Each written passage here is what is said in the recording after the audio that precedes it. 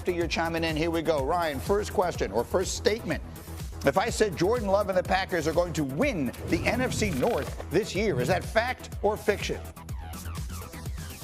I'm going to say that's fact. What they were able to do with the run game with Josh Jacobs last year, Jordan Love playing through injury, getting to the playoffs again for the second year in a row with Jordan Love at quarterback. I believe this team just takes another step. You got Matthew Golden in the first round to add to that wide receiver crew. Matt LaFleur, to me, really coming into his own as a play caller and a defense that was ascending last year. I have questions. Go ahead, Chef T. They might be the most talented team in that division. The problem is that the Bears should be a whole lot better. The Vikings, we'll see how J.J. McCarthy fares, but they might be better. The Lions are tough. You could make an argument for any team in this division that is capable of winning it. Anyone. Can I make a statement here?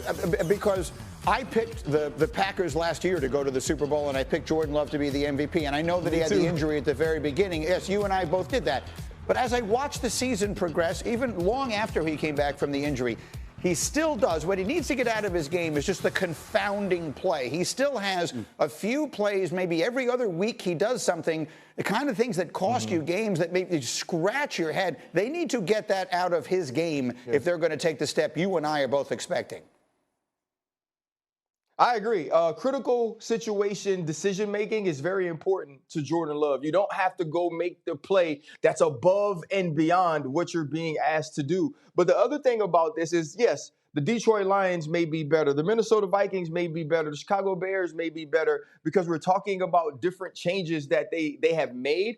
But all of those teams don't have the continuity and consistency that the Green Bay Packers are going into this season with. And even though the Bears could be better, they have to make some changes. You lose both coordinators in Detroit. Minnesota is changing to a first-year quarterback who was a rookie last year. So I still think the Green Bay Packers are the team to beat in the NFC North.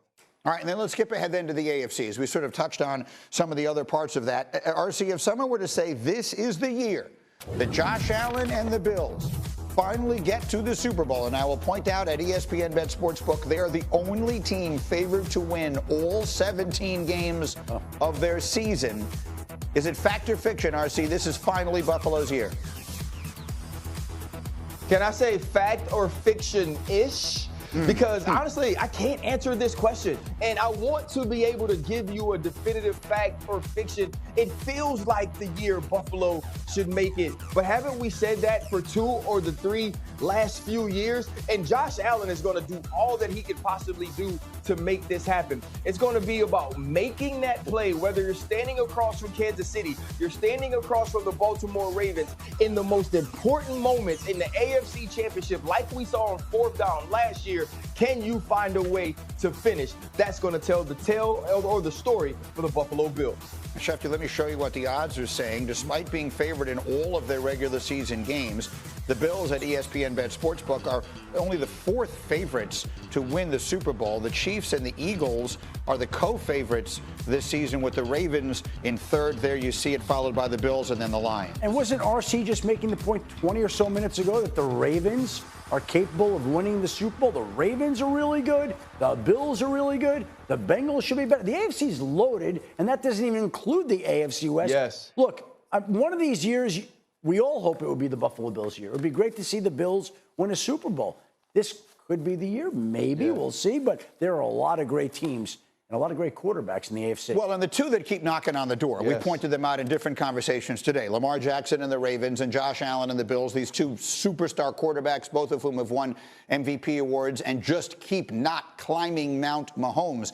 Is there a reason to sort of lean one or the other this year, RC? If I were to say if one of those two guys is finally going to get it done, which one would you lean towards? I lean toward Josh Allen. And it's because I've seen it, Greeny. I've seen Josh Allen stand on the field with the greatest player in the world right now and go toe-to-toe with him. I saw Josh Allen give this team a chance on a pass to Dalton Kincaid, falling backwards, throwing off of his back foot, and give them an opportunity to win that game, and he just dropped the football. Josh Allen has shown us that he can do everything you need to do on the big stage. Lamar Jackson has not. Do I believe Lamar Jackson has the potential? Does Lamar Jackson have it in him? Absolutely. He's one of the greatest players I've ever seen, but I haven't seen it the way I've seen it with Josh Allen. And to be honest with you, if I'm going to trust any guy in the playoffs, it's actually Joe Burrow. I talked to a defensive secondary coach this year at a pro day, and I was asking him about the different quarterbacks. And I was like, he's like, yeah. And he played all three of those guys this year. He played Lamar, he played Kansas City, and he also played Joe Burrow. And he said, you know who the best one is? It's Joe Burrow. He said, Patrick and Josh and Lamar, they can make something out of nothing, but it's usually because they've missed the something in the beginning. He said, Joe Burrow never misses. If this defense is right, watch for this team. They could be back again competing to go to the Super Bowl. And they might be. But that's the whole thing. Here's the thing. It doesn't feel as great as Kansas City has been in the past, and they've been tremendous. It doesn't feel like the Chiefs are better than they've been. It does feel like the Bills are better. It feels like the Ravens might be better. It feels like the Bengals will bounce back and figure out what's ailed them early in the season. Have they made any market improvement on defense? Have the Bengals made the moves to their defense was so bad last year. I don't care how good Joe Burrow is. They've got some major question marks, but the thing with that offense is it's good enough to outscore a lot of the other defenses and overcome their own defensive deficiencies. Right.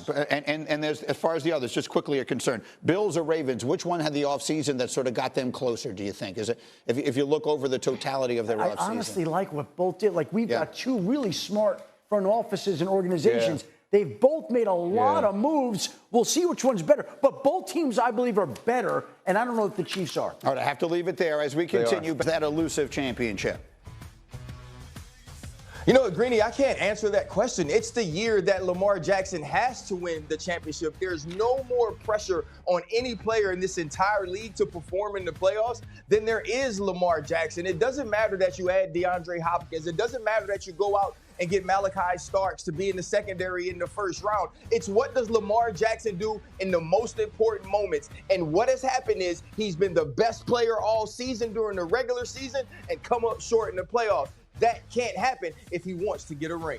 Absolutely. And then finally, Adam Schefter, I will come to you on the Steelers. How long? It's May 27th. Yeah. How long are they willing to wait for Aaron Rodgers? Well, Greeny, it's May 27th, and their first game is not till September 7th when they play the New York Jets. So I would say they're willing to wait until September 7th. But the truth of the matter is the Steelers have a mandatory mini camp June 10th to the 12th. So if we're going to get an answer from Aaron Rodgers, and he certainly seemed to hint at that this past week at a public Q&A, I think we could hear something in the next couple of weeks about him coming back to Pittsburgh finally. Yeah, if you've missed it, he's done two things that were sort of like dropping breadcrumbs, right? First, he was publicly throwing passes with DK Metcalf at UCLA not long ago, right? That's something that you choose to do randomly. And then this week, he was asked at this event, you know, a young woman asked him, could you ever play for the Bears? And he said, well, no, but I could see myself playing for a team that's visiting Chicago this year. And he also said he couldn't see himself playing for New Orleans. So he ruled out the Saints. He kept alive the Steelers, and that's where we're at today. Speaking of the Steelers,